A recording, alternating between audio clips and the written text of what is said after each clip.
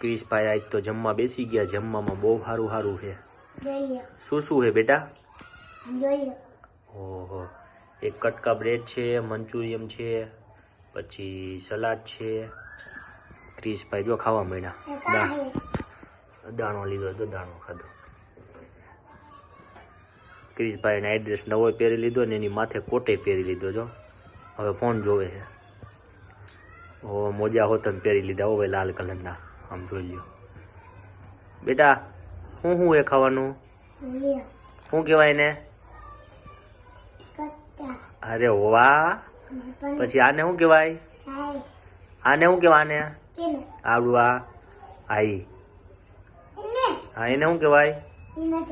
આને શું કહેવાય? હા, આને મંચુરિયમ કહેવાય. ક્રિશભાઈ જો આખો ગ્લાસ ભરી લીધો છાશનો. છાશ ઠંડી ઠંડી પીવે છે. મસાલા વાળી છાશ બીજી છે. હવે બધાને ખાવા બોલો હાલ.